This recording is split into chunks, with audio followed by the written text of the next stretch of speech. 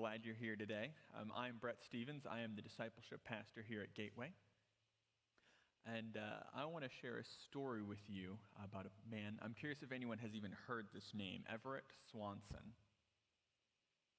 And like nobody knows, we got a picture of him up here.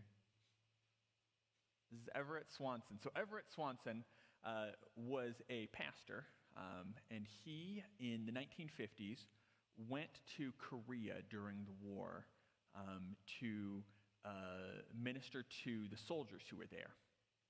And while he was in Korea, he was struck by the number of orphans from the war. There were kids all over the streets, and he was really upset, not just because there were so many of them, but the conditions that they lived in, that they were starving, they were dying, they had no shelter. And so when he came back to the States, he decided that he wanted to do something about that. And so he established Everett Swanson Ministries, a ministry I assume that none of you guys have heard of.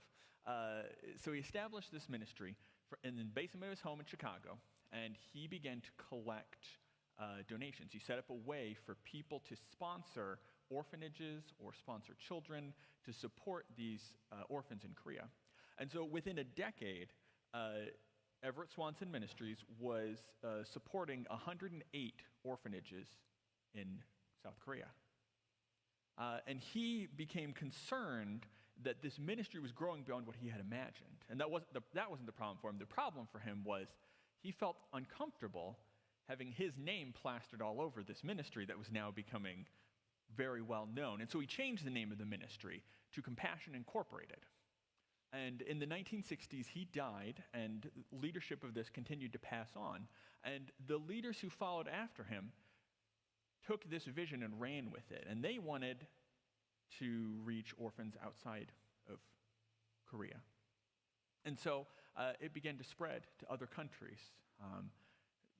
More and more children were being supported and sponsored. They began to develop ways for people to go on trips to be involved in this. And it just continued to grow. And as it gained a presence outside of Korea, they changed the name one more time in the 1980s to one that you're probably familiar with, Compassion International Incorporated. And so this is the story of Compassion International, a ministry that is very active today, and one that Lydia and I are proud to be sponsoring a child through. And what is so compelling about stories like this one, and there are many nonprofit organizations like this one that have these kind of stories. What's compelling about them is the way that a person responds, the way that someone's life is changed by this encounter. You see, I don't think anyone would contest if I would tell you Everett Swanson loved these children. They weren't his. He didn't know them personally, closely, and well, but he loved them. And the evidence of that love is what he did, how he responded. Right? The power of his love is demonstrated by the choices that he made, by the actions he did. And most non-for-profits have this kind of a story of someone experiencing something, someone encountering something, and it moves them so deeply that they react. And this is important because the truth is we are bombarded by situations every day all throughout the world that grieve us. You don't have to watch the news for more than a few minutes to become saddened by things that are happening. But the reality is most of the time the messages that we receive about bad things happening don't move us to act. And this isn't an indictment. This isn't to say that we should. There's more problems than any of us have the resources to deal with. But the point is, this is powerful to us because someone was moved to act. But there's more behind it, because we all know people who were motivated by something, who were moved to act, but it never took off. Compassion International is a globally known organization that deals with hundreds and thousands of children worldwide. And yet there are many people who have a similar passion but never see their dream come to fruition. So what's the difference? What's the difference? I would submit to you that one of the key differences in most of these situations is the people. And here's what I mean by that. I have been a pastor at 4 different churches now. Okay? And in the other 3 churches that I was at, I was the sole pastor. Now, if you know me, you know that there are some things that I am skilled at, and there are some things that I am not. What's different about being here at this church and at the other churches I was at is, as the sole pastor, as the sole leader really of the church, if I wasn't skilled at something, it didn't happen. Right? So we didn't develop in certain ways because I wasn't capable of doing those things. And the same happens in any area of life. Think about businesses that you've worked at. You've probably worked somewhere at a small company where there were people who were skilled at certain things, but there were gaps. There were people who there was no one in the business who could do the things that needed to be done. And so the business struggled. Compare that to working at another organization where everything seems to flow and it's all working and everything is growing and improving. Well, you'll see that the people who are there have different skill sets and they're all contributing the things that they do best. In ministries like Compassion, there are many people. Now, we have the story here of Everett Swanson, but it wasn't as though Everett did this alone. To go from nothing to, within a decade, sponsoring 108 orphanages is not something that one person does. There were other people involved. And as it continued to grow and thrive, more people became involved. And this is crucial because we're talking here in this series the way you know your life is going in the right direction. So what are you contributing? Right? Think about it like that. You have skills that no one else has. You have gifts and capabilities that people need, that ministries need, that the work of God needs. Let me share with you an example of this from the Bible. So there's this man named Paul, and Paul's writing a letter to a group of Christians, a new church, really. And this group has kind of a unique makeup. You see, the first followers of Jesus, from right after his death, the very first ones, were all Jewish. So they were Jewish people who were looking for something. And they felt that they found this in the person of Jesus. They heard this story of a man from God, the very Son of God himself, who lived and died and came back to life. And they said, this is what we've been promised. This is what we've been waiting for. This fulfills everything we've read about in our scriptures. And so they followed him. But it wasn't long until other people who didn't have this same expectation, heard the story of the Son of God who lived and died and came back to life, who would forgive them of all of their sins and all the things that they've done wrong and empower them to live in a new way. And that story was compelling to them, and they said, I don't know about all of this Jewish stuff, but that is somebody I want to follow. That's somebody I want to know. And the Jews called these people Gentiles, and there was some tension in their relationship, but they would come together in these communities. And one of these was in the city of Rome. And it was a mixed group. There were some Gentile Christians, there were some Jewish Christians, and they're coming together and they're trying to figure out, what does it look like for us to come together? Because in the past, we wouldn't come together. The Jewish people had some very specific rules that they followed in terms of how they ate, how they dressed, and how they acted. And it was hard for them to interact with people outside of their community because they wouldn't know those rules. They might come over to a meal and they wouldn't be sure if they could eat it because it might not follow their rules. And so there was a lot of complication there. And so when these people start coming together, they're saying, well, how do we work together? And so Paul writes to them and he says, let me give you an analogy. It's like this. Just as our bodies have many parts and each part has a function, so it is with Christ's body, that is with your gathering, with the church. We're many parts of one body, but we all belong together. We're working together. We're on the same team. In his grace, God has given us different gifts for doing certain things well.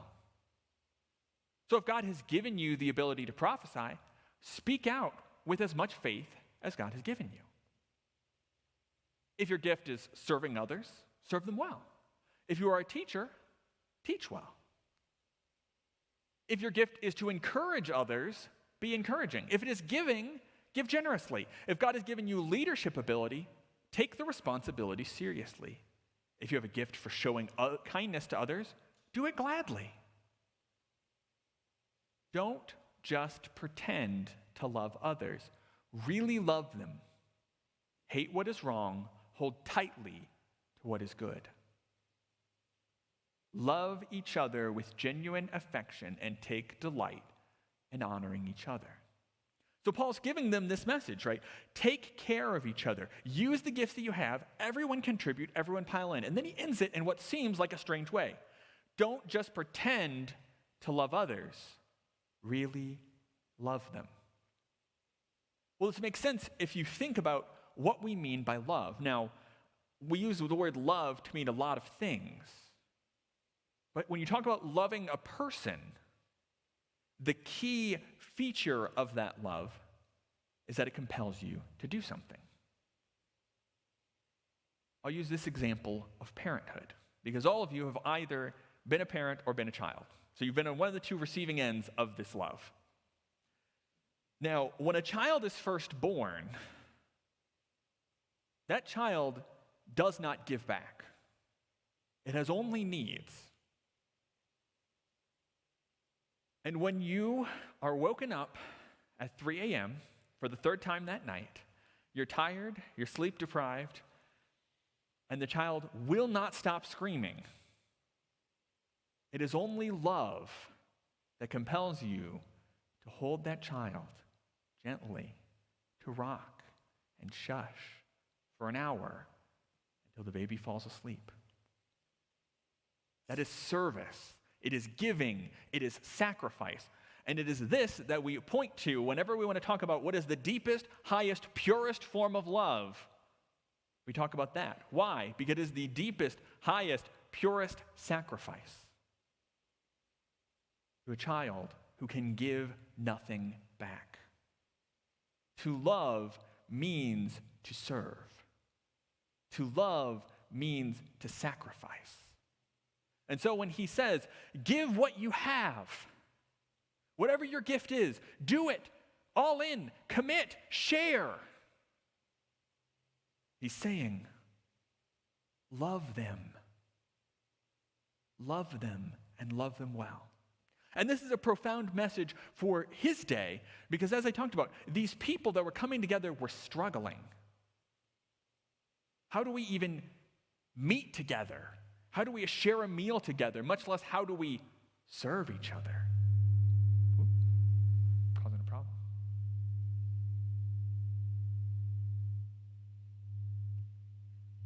Oh, this is bad.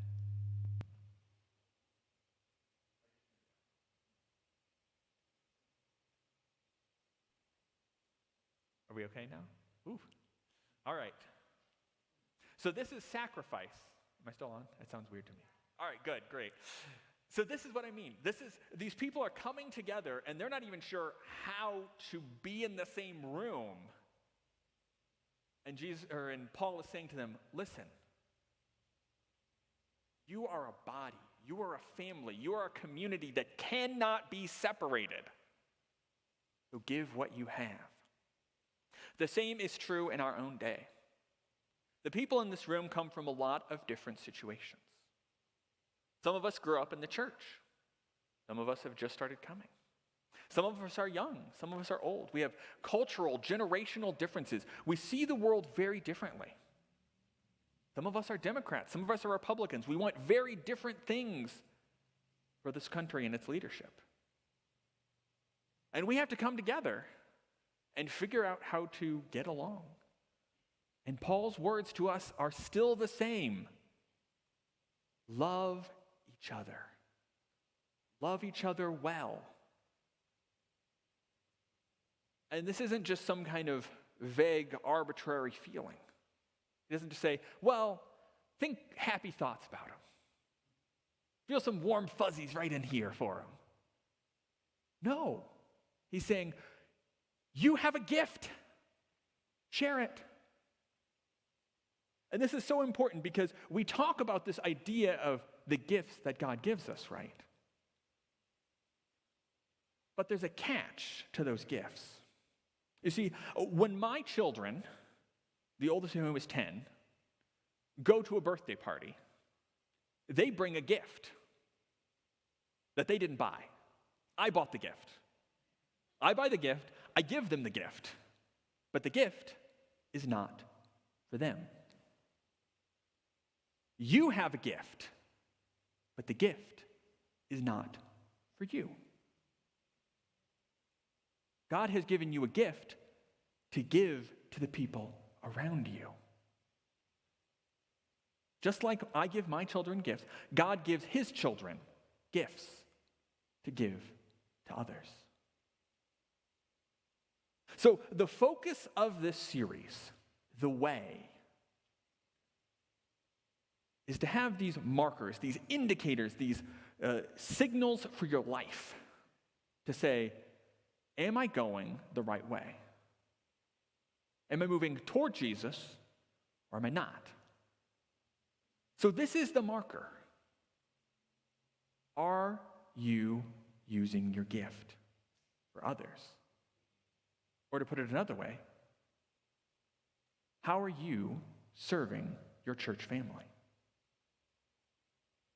How are you serving your church family? What gift do you have that your church family desperately needs? What are you giving from what God has given you? If you want to know where your life is going, this is the question to ask yourself. And this is an important question because it is rooted in your spiritual growth. I'm going to use the example of children again. When a baby is born, the baby gives nothing back. It receives, it takes, it absorbs. But that baby doesn't have to be very old before it looks around it and it sees the things that its parent is doing and it wants to help. My daughter is 2 and she loves to help. Loading the dishwasher and she comes up, me help? Me help? Hand her silverware, she sticks it in there. Hand her a plate, she sticks it in there. She wants to help. She wants to serve. She wants to give back. Now, when they get older, they begin to struggle a little bit more with that. But eventually they get old enough. You know, when I was a kid, it still surprised you, but I too struggled with wanting to do my chores. But now I'm grown up. I have my own house. I have messes that get made, and they have to be cleaned up. I look around and say, who's the adult here? It's me. Yes, all right. And so I take responsibility for it. I see something and I say, if this is going to get done, I'm going to have to do it. See the growth that happens there. You go from, I don't want to do it, how can I avoid my chores, to, I'll do this because it needs to be done. The same is true of your spiritual growth. Spiritual children come to church to receive. Spiritual children come to church, say, wow, that was a great message, I got a lot out of it. Spiritual children say, I didn't really care for that song, it didn't really do it for me. Spiritual adults come to church and say, I have a gift, and I'm ready to give it. Spiritual adults come and say, how can I serve? How can I help? I see this needs to be done. I'm the person with the skills who's going to get it done.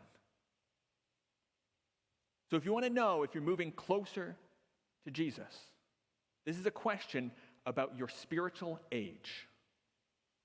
How am I serving my church family?